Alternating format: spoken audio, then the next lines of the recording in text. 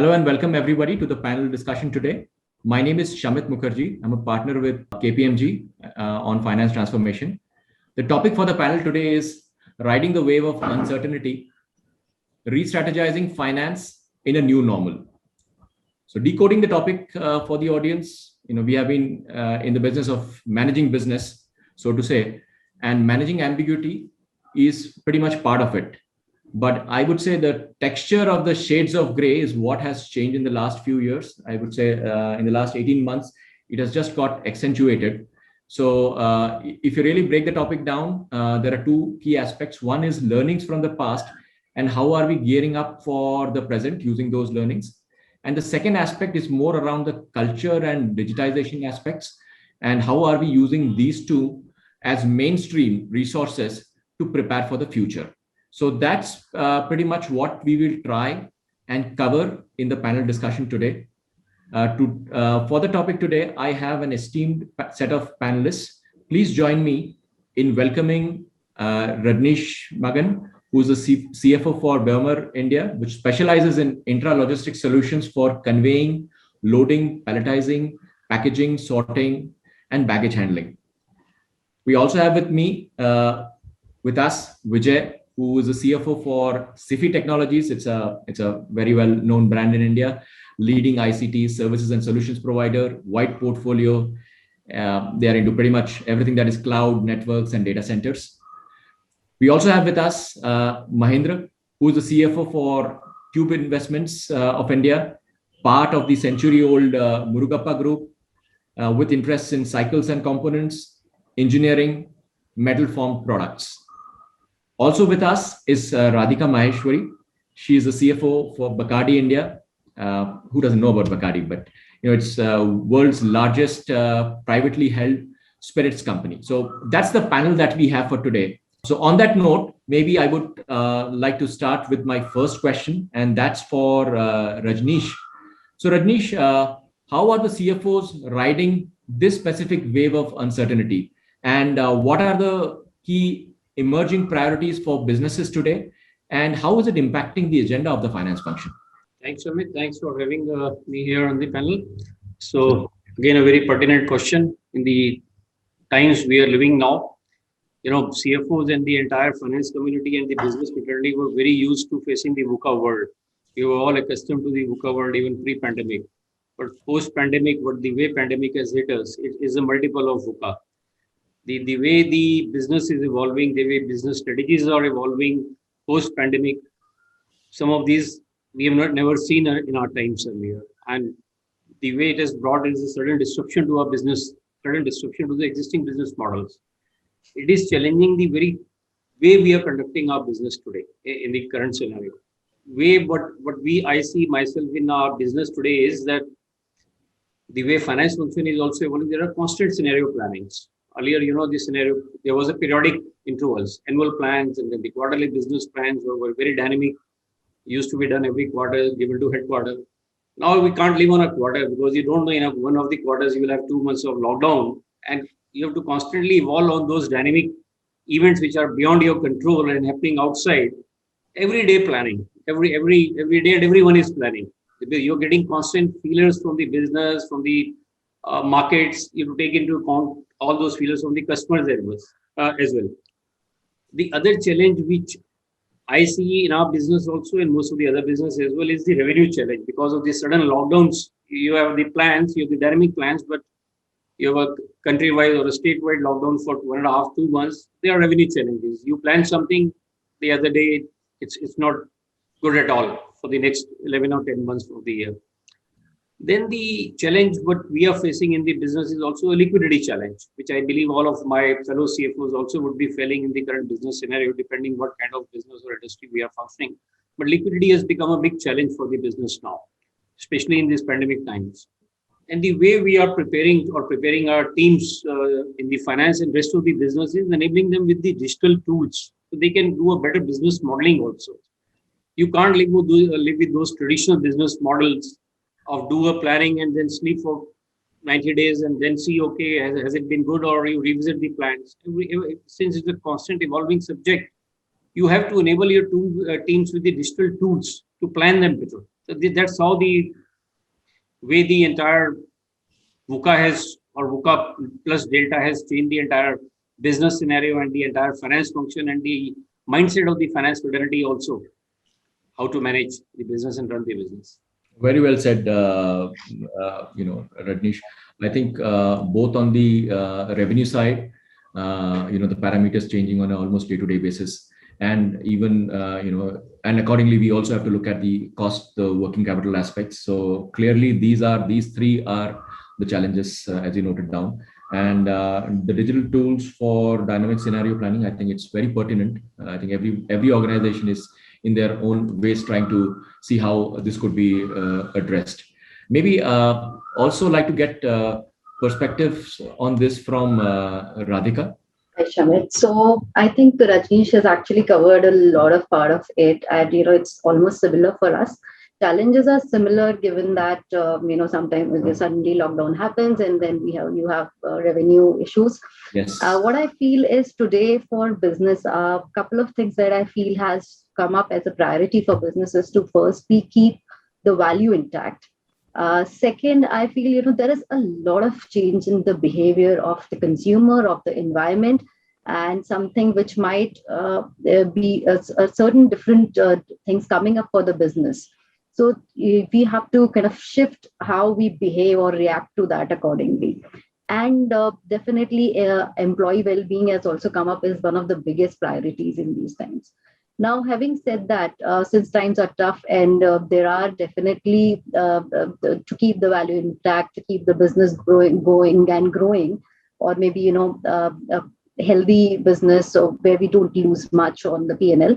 What is happening is, as an organization, we are all talking about being cost conscious, taking care of cash flows, then also talking about dynamic resource allocation. What we decided at the beginning of the year actually does not stand good right now. So how can we quickly pull out resources and plug in resources at places where it is important?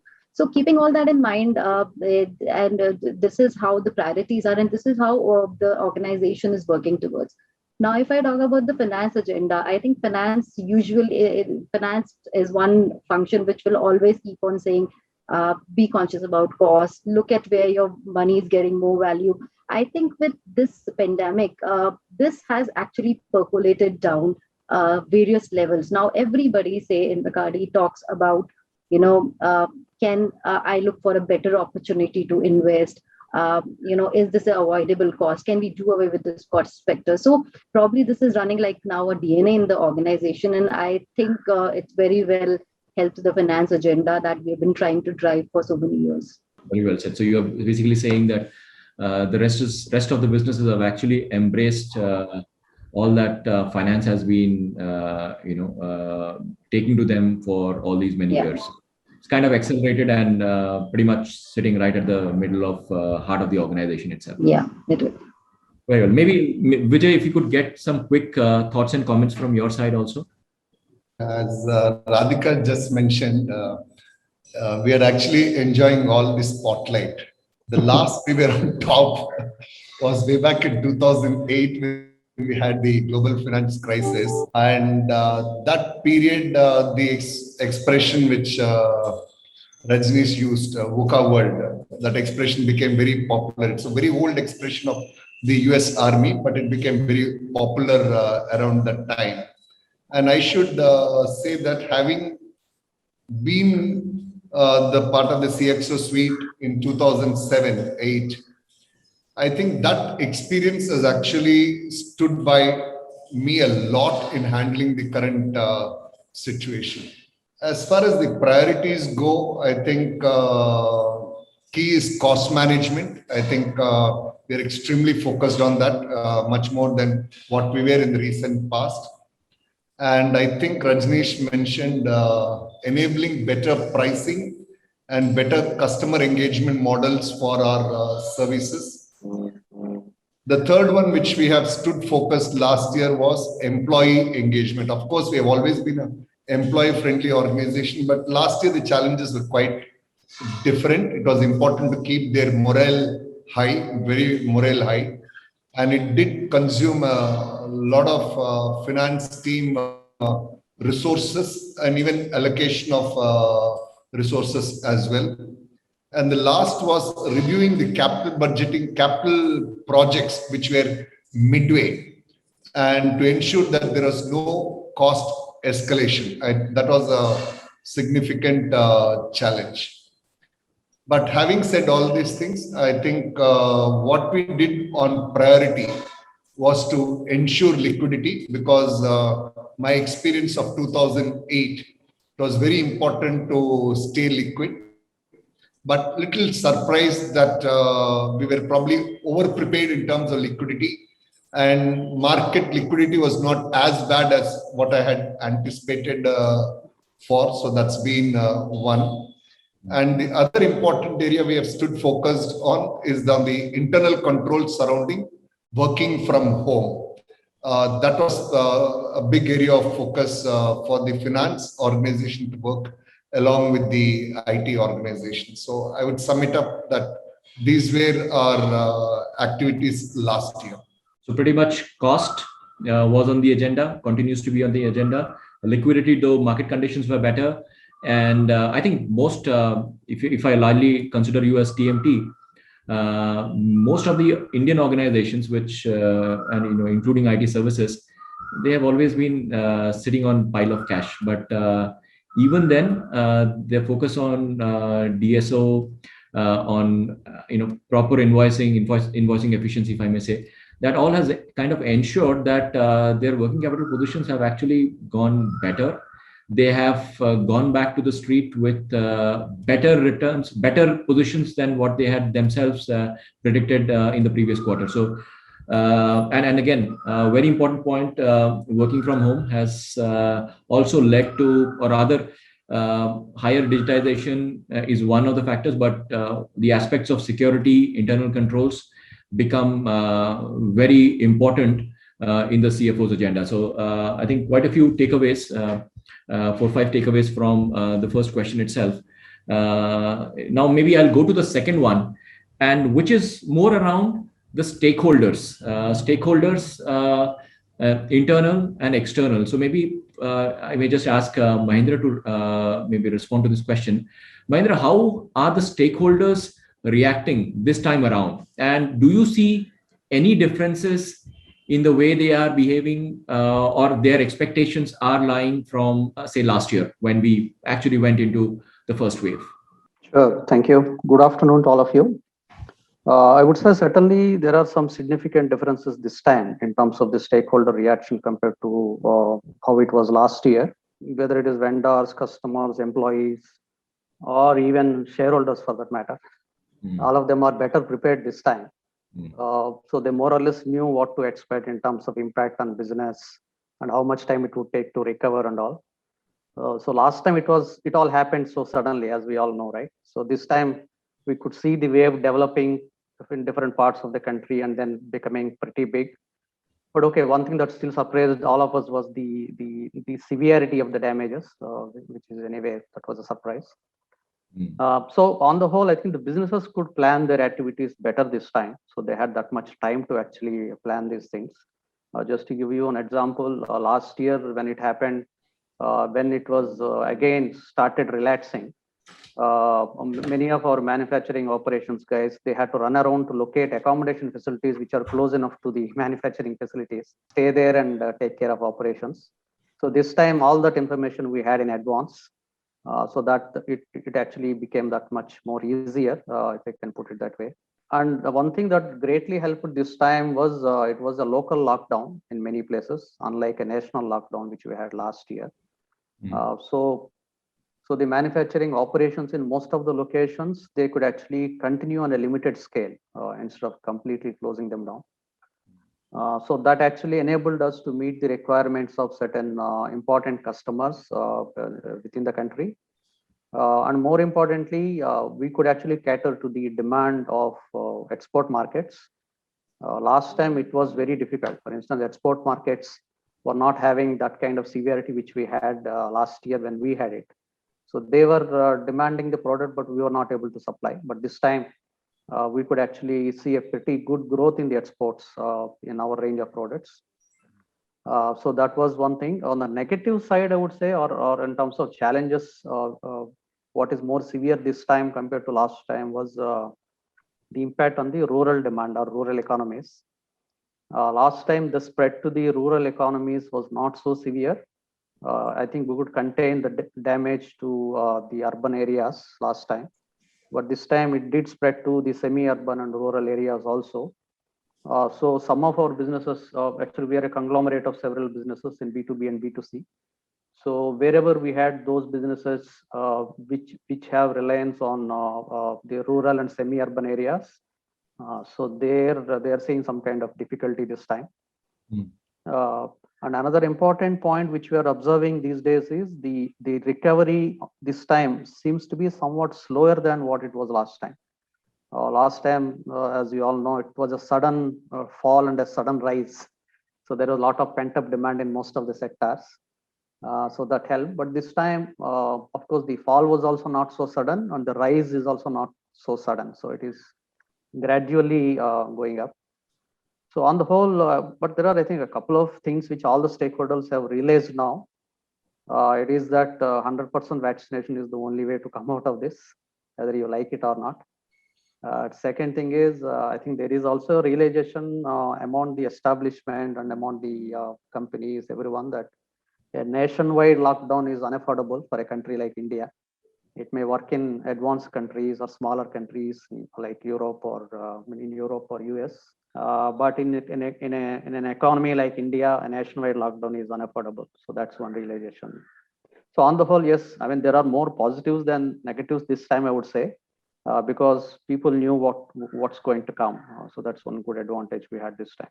And so maybe you're also hinting at, having a maybe, real footprint in terms of manufacturing or even the distribution channels really helps us come through this. I mean, we get better advantages. We are able to leverage the advantage of having a large wider footprint, yes, countrywide footprint. Correct. Yes, and multiple sources. So your concentration risks are possibly, if I may say, are better managed. We are able to better manage this. One, if lockdowns are staggered or in line with the impact that every state is facing, rather than nationally clamping down on all operations. And the I think the point that you made around the vaccines being the only way out is also very critical, which everybody understands.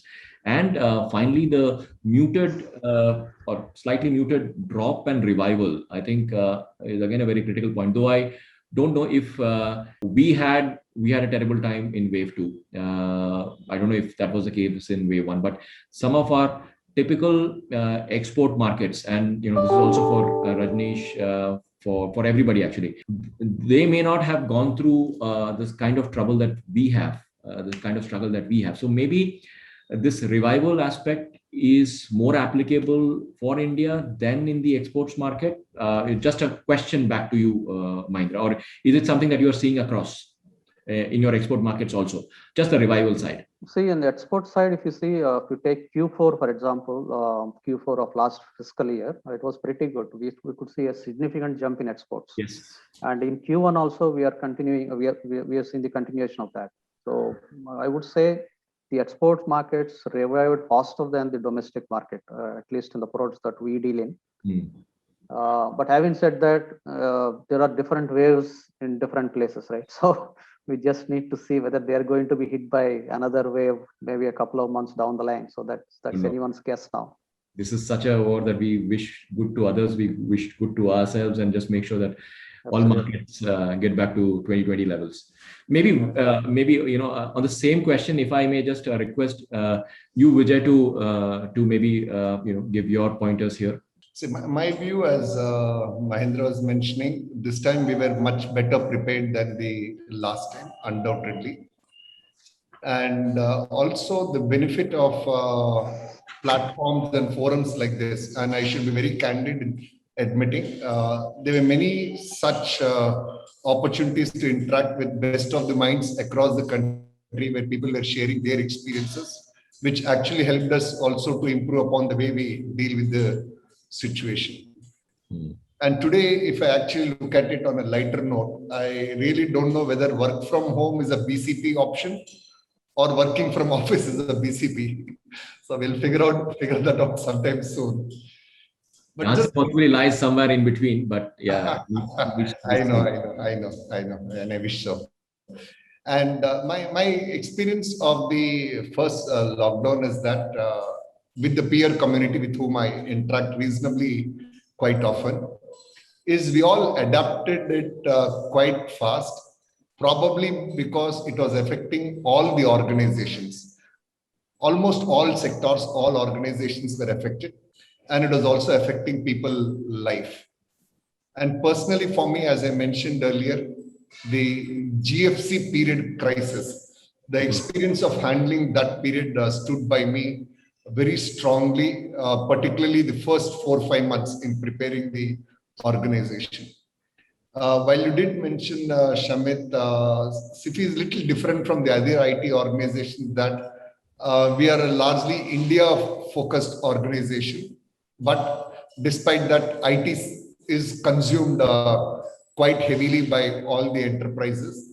And what I found this time was the customers were extremely well prepared and they were actually paying timely for the services. In fact,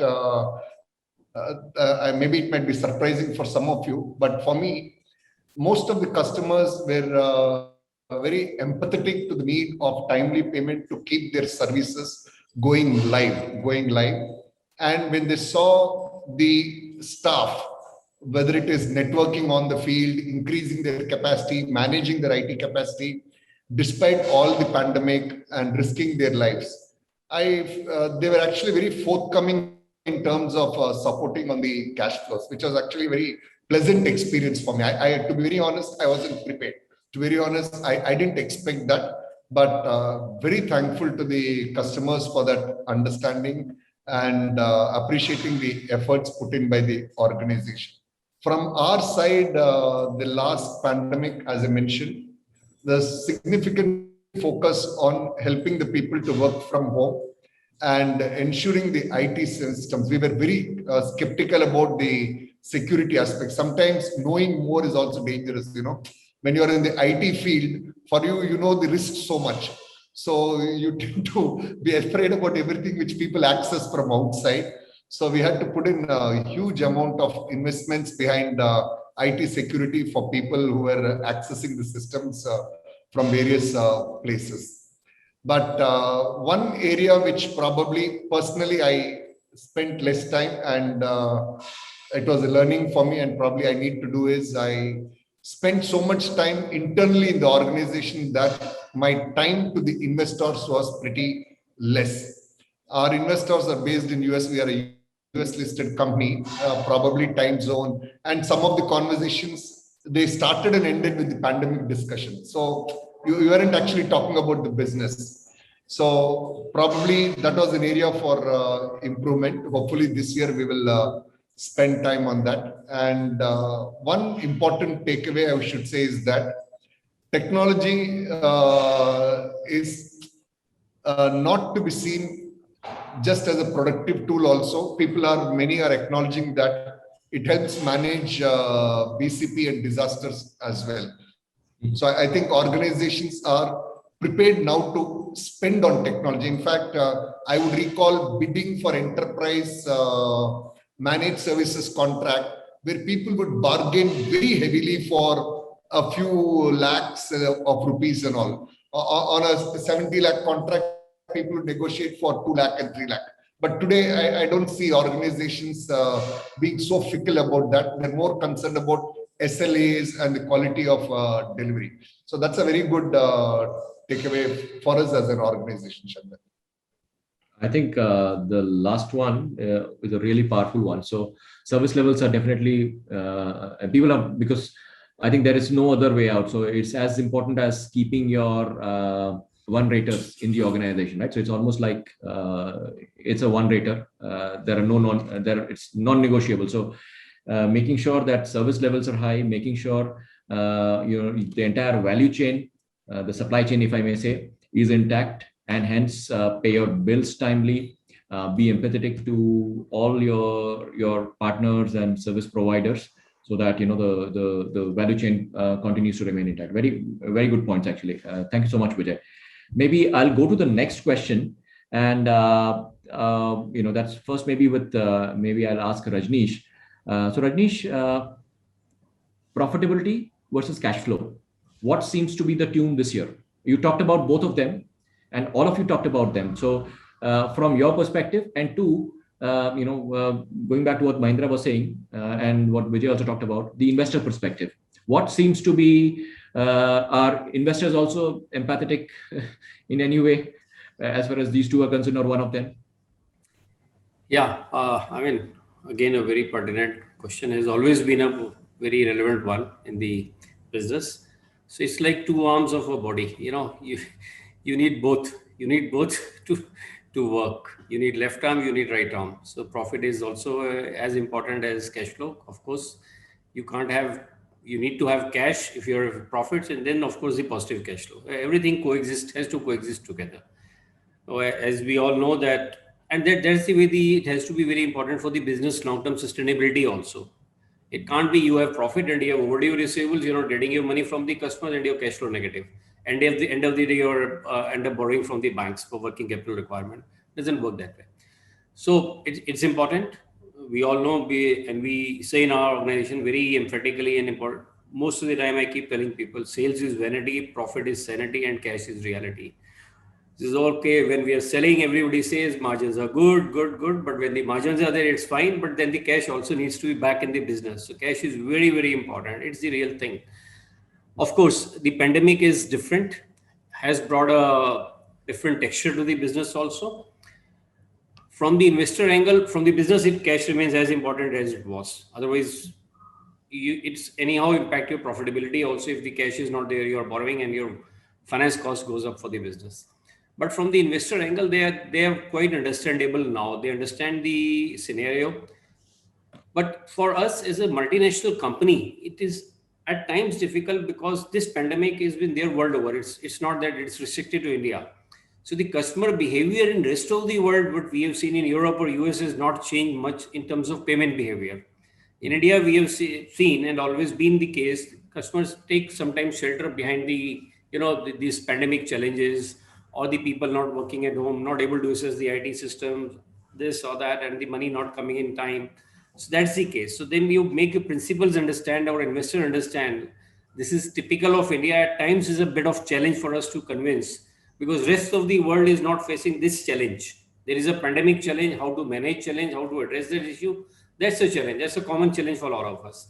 But addressing this specific challenge of cash flow, it is specific to our region. It's not even in our, they're in China also. I've never heard from a Chinese CFO that they have these challenges in the China or even in Thailand. But India, this has always been a challenge.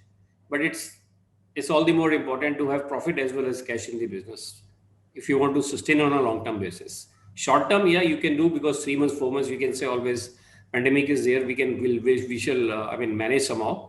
But on a long term, you need both profit as well as cash. Thank you, Rajneesh. Radhika, your business is a little different.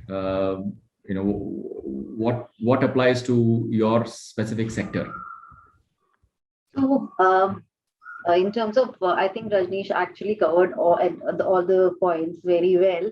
And yes, profit and cash, they have to go hand in hand. We can't have either or. Definitely, it is, what trigger you need to pull at a particular point in time is important.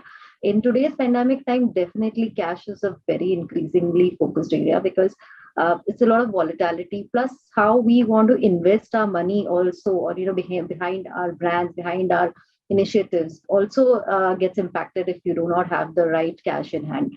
So in the short term, as things are today, it's very important. And as you also mentioned, Shamit, our industry is very different.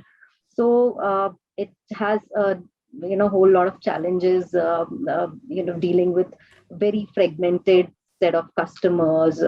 50% of our customers say, revenues coming from governments, and it's a very unorganized sector in some markets, better organized in other markets. So there are different challenges, and cash is one thing that we have been working towards for the last couple of years. And I would not say that, given pandemic, things really became worse for us. In fact, since it has been happening, the whole idea about cash is king has been there. So given the pandemic, also we have been pretty much well in collecting our overdues and improving our cash position. So that's how we have tackled the cash issues within the organization. Very well. So yeah, I think there is a bit of a nuance of an industry that comes in here, but the point that Rajneesh made, for the long term, short term, both are important. But in some industries, you need one little more than the other, maybe, especially the alcohol beverage industry. Radhika, maybe I quickly go to the next question that I had in mind. And this is more around the opportunities that businesses are seeing now, and there are and I think Vijay talked about it, that we are in maybe wave 2, wave 3. There are some markets which are already talking about wave 5. So in terms of opportunities, and there would be different businesses, different industries, but how are we seeing them emerge through the pandemic? And maybe I'll first ask this question to Mahindra before going to Rajneesh and then Radhika. Sure. Yeah. Like what we really mentioned, the impact is different across different industries. Particularly for us, we are a conglomerate, so we have businesses ranging from bicycles to railway coaches. So it's quite different in different businesses. So in certain businesses, what surprised us was the complete change in fortunes. For instance, if you really see the bicycles business, which is part of one of our businesses, before the pandemic, we never thought cycles would be a growth business, right? Given the vehicle density in India and the kind of challenges we have on the roads. But after the pandemic, both in wave 1 and wave 2 also, it's now it's behaving quietly the other way. So now we have a problem of a different kind. We have huge demand, but we are struggling to meet the demand. So that's a kind of change. Similarly, in certain other industries also, we're able to see fundamental shifts happening. Some of the unorganized players are going out of business. Some of the weak competitors are also going out of business. So that demand is actually moving towards more organized players. So that's one development which is happening. There are also certain good opportunities in the mergers and acquisition front also. We are seeing quite a few opportunities getting lined up. So if you're really serious about inorganic growth, I would say this could be one of the best times to go and do some shopping. So these are the external opportunities which I can think of. Internally also, there are quite a few opportunities, like one of the panel members mentioned earlier. The discretionary fixed cost were not actually discretionary earlier. We had to struggle a lot to actually cut them down. But now in these times, people understood that there is no need to have certain cost elements or cost line items itself in the income statement. So that much of change this particular pandemic has brought in. For instance, we are now debating why we should have this much of office space, right? And then why should we have several other office related costs in the P&L? And then in terms of other opportunities, working capital improvement is another significant opportunity which we could see during the pandemic, both in wave 1 and wave 2 also. Some of the overdue elements which did not get enough attention earlier, now they are coming, they're becoming more visible now. So it's there for everyone to actually question them and take some actions. That's one positive development, I would say. And another important opportunity for every business which is there now is paying good attention to the risk management framework. Earlier, some of the organizations were doing this only as a formality. Now, I think everyone has understood the importance of having a proper risk management framework. So that's something which is getting good attention, which is good for the business. So on the whole, I think it has certainly taught many lessons to many businesses. I don't remember who said this, but I think he said, never allow a crisis to go waste. Right. Correct. So that way, I think this is a good opportunity for everyone to look into some of these neglected aspects and make the businesses more robust. I specifically like the point that you made that things which were earlier not discretionary fixed overheads are now being looked a little differently. It's a great point. And to your point about demand patterns in different industries, it took me almost 2 to 3 months to get my cycle last year. So, so I know, what your specific segment in tubes business has gone through. So very valuable points, Mahendra. And maybe on similar note, Rajneesh, you may like to reflect on this point again. So as Mahendra mentioned, I think this is same for all of us, would perhaps be same for all of us, is everybody is looking at the fixed costs, under the lens. What all we can save, let's save it.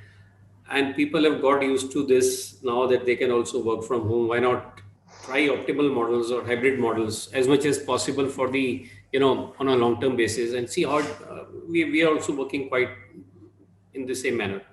Correct. So that's on the one side. On the business side, what we have seen in our business, especially the industry we are in, there have been upsides and downsides of business in pandemic, because we're in 5 different business vertical catering to different, and all the 5 verticals cater to the infrastructure space only. Right. Especially from the government, after the budget, they have committed 5.54 trillion rupees toward the infra spend, as the finance minister announced, and they are pretty serious about spending this money. And we are not doing much of the government projects, but still we have a couple of government customers like Airport Authority of India and also BHEL for our projects we do. But most of the 80% of our customer base is still private in all the 5 business verticals. But with the infra spend which is committed from the government side, we have seen there is an upside in few business, there is a downside. The downside is natural because we are in the aviation business, we are in the airport baggage handling, we do projects. With the aviation down, very few people hardly traveling, overseas travel still not open. So the new airport expansions are not much happening. So this business looks pretty down globally also and in India also. Though we in India with the government still spending airport authority, we may have some few orders. But on the other side, we have seen the logistics segment. We are in the automation of large warehouses like Flipkart and Future Group or Amazon kind of warehouses. So we are very active globally in these segments. This business has suddenly multiplied 3 times in last year post-pandemic because of the demand which is generated from the e-commerce operators world over. Especially in India also, we are seeing a lot of inquiries now. They were sitting on the, Flipkart was also quite interested earlier, especially post-Walmart acquisition, but they were dealing the capex. Post-pandemic, they have speeded up the capex, and now we see we are already doing project for Flipkart. They're talking of the second project with us, and a couple of more in the pipeline from Amazon also. So the order pipeline looks pretty good. Certain segments don't look good, but most of the segments are looking good because of the government infra spending. So, and also on the business side, we have seen, most of our projects, a lot of engineers travel from head office to the site, and the site duration remains 1 year to maybe 18 months or 24 months. So for commissioning also, at times we need overseas engineers, expert engineers to come and stay in India and do the commissioning, which is the technical commissioning, last handing over phase of the customer or to the customer. Because of the pandemic, they are also not able to travel, and the travel is also not happening. Post wave 2, they are scared to travel. Even if it is happening from the countries, they don't want to travel to India. The kind of publicity which has happened post pandemic wave 2, especially, nobody is traveling. But then as a group, we have come out with a solution which is called a smart glass solution. So our smart glasses, which is kind of a goggles, get connected to the internet globally. And the technician sitting in Germany or rest of the world can tell the Indian technician sitting here how to commission the project. So these are the kind of business innovation or the opportunities which we have seen emerged in last 1 year, and it has come on a fast track to take care of the site commissioning issues which we have. Because in wave 2, at least the projects were not closed. Construction sites were all kept open by the government, provided the workers are living in the labor colonies. Manufacturing activities were anyhow working. They were not closed in wave 2. With all this happening, you can't delay the projects to the customers. You don't have any excuse like in wave 1. You could still invoke the force majeure clauses in the contract because of COVID. Now the COVID is already there. The force majeure becomes quite irrelevant now. It's not relevant anymore. So you have to think of some innovation or in new ways of doing business. These are one of the things we have been trying to attempt. Very well, Rajneesh. I think the example that you gave of smart glasses was also very relevant. So hopefully this is also a long-term solution to your availability of engineers, work-life balance for them, and overall cost of commissioning projects. That's right. maybe I'll go to the next one. I'll have two more questions now.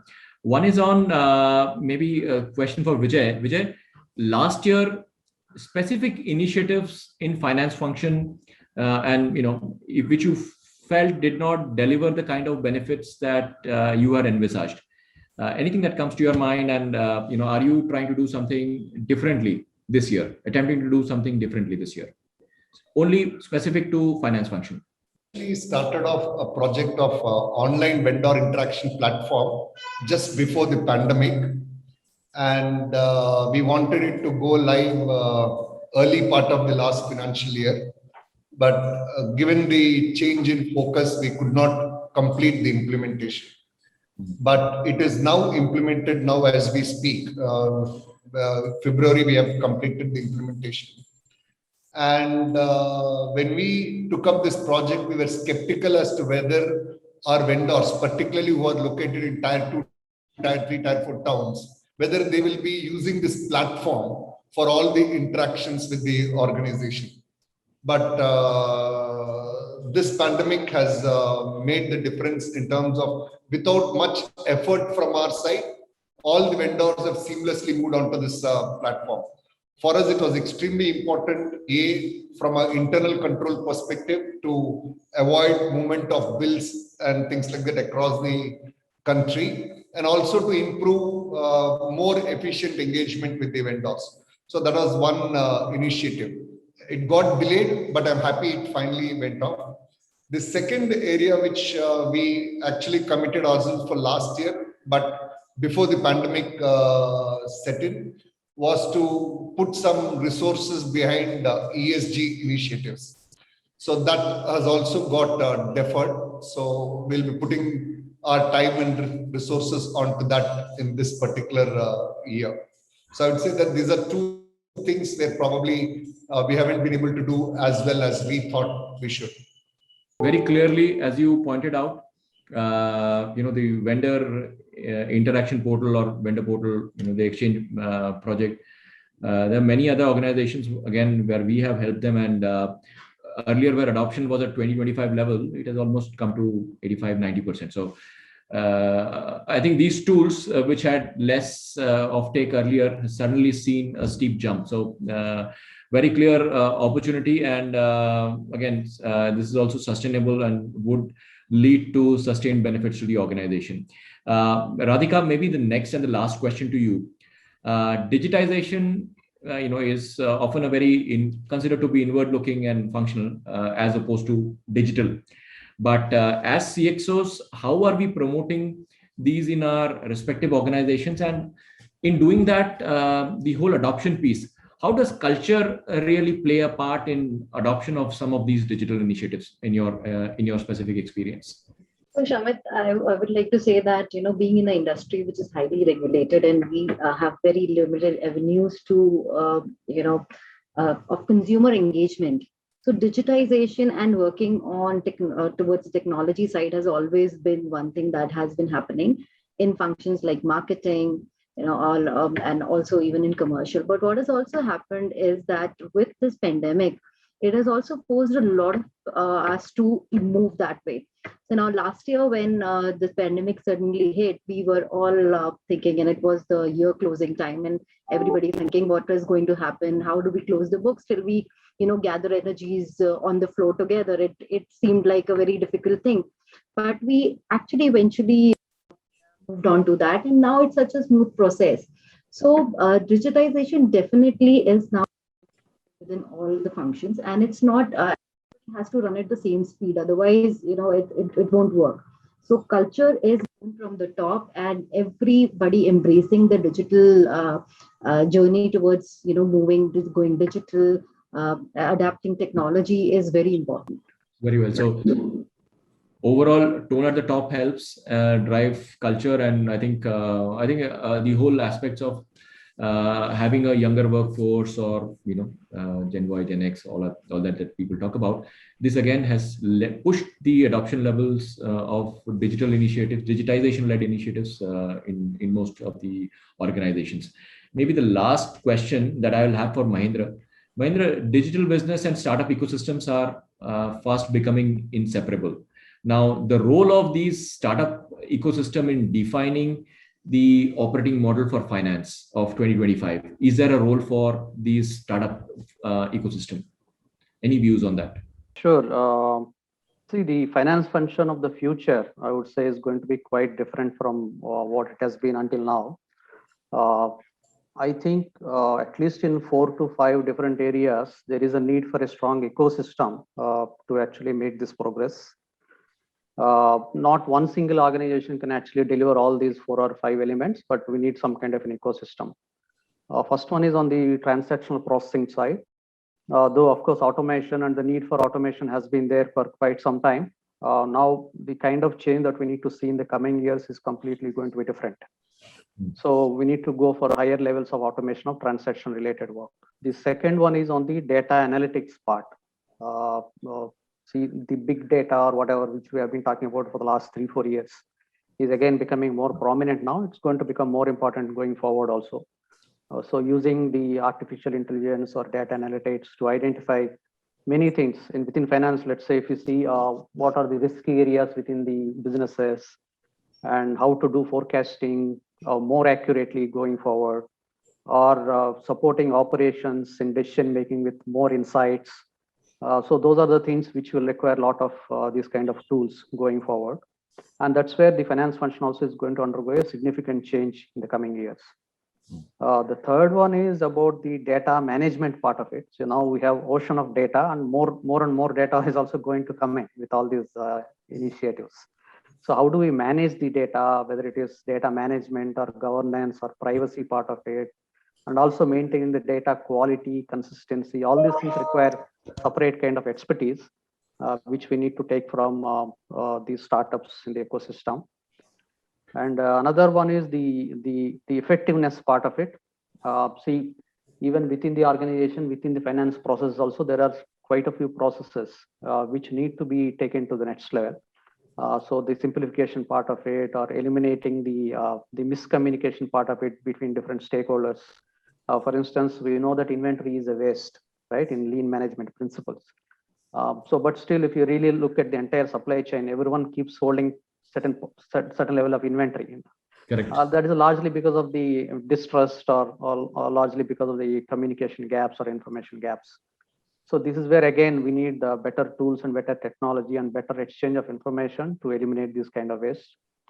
And finally, the reskilling part of it within the finance team. So at any point of time, any organization will have people of different age groups within the finance team. Now we need to actually reskill them or retrain them in all these futuristic aspects. And that itself is going to be a significant challenge. So I would say these 4 or 5 different elements, if we have to address in the coming years, not any one single organization can do justice. So we need to have a good startup ecosystem which can actually help us in getting there. That's the way I see it. Yeah, I think very well said, very well summarized actually. Clearly, transaction processing, I think that's where, at least, I mean, in Bangalore, I think every small, location would have 2 or 3 startups which are targeting the transaction processing part. Same is the case with data and analytics. And having worked with organizations in India, having worked with organizations overseas, I can tell you that because of the backend lack of digitization in backend processes, the data quality for most of Indian organizations is a little lower, I would say, than what we see globally, and which becomes a big hindrance in getting real-time decision support systems. Even the regulatory pressure is also going up on data management. That's another thing we all need to worry. Some of my clients in pharma and all, I mean, it's extremely important. And I think the Lean Six Sigma one, though I would say that it depends on what the organization wants to do, the size and scale of the organization also. Some I have seen try the Lean Six Sigma route with internal business excellence teams, but clearly that's a space where a partnership with external providers, including the ecosystem players, can be an important aspect. And the reskilling part, you just nailed it. It's a wide spectrum. People with maybe 30 years experience and people who with 3 months experience. We have people, right? So it's extremely important that we bring them both to a level where there is mutual appreciation for what the others do. Because as CFOs, we also would like to have that fungible pool of people who can be moved around as and when the demand for different processes increases. So I think very well summarized. So we did talk about the multiple VUCA event with Rajneesh started the discussion with. Clearly, cost is an important area. We talked about the savings part. We talked about the liquidity part, and we also talked about the need for heightened need for controls, internal controls with work from home coming in. And then we talked about how the muted drop and revival of demand is impacting different industries a little differently. Also the fact that vaccine is possibly the only way out for across sectors, and good that the numbers are increasing of people vaccinated. We also talked about the fact that national lockdown at the national level, all factories, all channels being blocked at the same time is unaffordable for the industry. And maybe this information moves around, and will also improve the the agility of organizations when they think about their supply chains, when they think about their warehousing, especially on the manufacturing side. And I would say even in services, there are organizations, there are clients of mine who have been 25,000 people in Bangalore and just one more location. Even they are now talking about setting up in Pune, setting up in Noida, setting up in Gurgaon, setting up in somewhere in East Hyderabad. So all these, so they do understand that work from home has to be enabled, sets of tools, but also people have to be given that flexibility to move around, because it is talent is important, and also these kind of investments help them in situations like this if they were to happen in the future. We also touched on the topic about cash flow and profitability. Both are important, long and mid-term, near term also. Though it's a little nuanced in certain industries, the problem is more acute than others, and hence there are different versions of it. But in the long term, both are equally important. In terms of opportunities, we talked about on the external side, the fundamental shift that we are seeing in the demand patterns. We also talked about it being a good opportunity for M&A with valuations where they are standing today. And on the internal side, the whole aspects of fixed overhead costs, working capital, and enterprise risk management. These were some of the opportunities that we talked about. Mahindra also gave a very good example of how organizations are using this as an opportunity to bring about some innovation. The smart glass example is right at the center of it, as far as the engineering sector is concerned. And I think with the infrastructure boost that we are seeing, we have less people than possibly what the industry demands. So this can be, you can have more people working across sites with innovation like this. So a clear win-win situation for us. On the finance function initiatives itself, we talked about adoption rate seeing a big jump, not only within the finance function, but also with partners who are external to the function. So again, this has clearly put us on the right trajectory. Some of our own research says that the level of automation which the CFOs in 2019 had said would be reached by, I think from 25 to 45 or 50% was said to be the level of automation that finance function would have reached in our survey in 2019. Some of our US clients had said, but when we did the survey last year, it came out that in about 12 to 13 months, from 25% they had reached about 50%. So they had the 4 years ahead of the automation curve as far as finance is concerned. Then we talked about lastly about the startup ecosystem and how that could be leveraged for finance. Clear 5-6 areas, be it the area of automation, be it the area of data analytics, data quality, data management, and using the principles of Lean Six Sigma to really clean up, simplify, eliminate our processes, not to miss out on the whole agenda of reskilling. So I think we had a very engaging discussion. Thank you, panelists, for sharing your thoughts, your views, your experiences.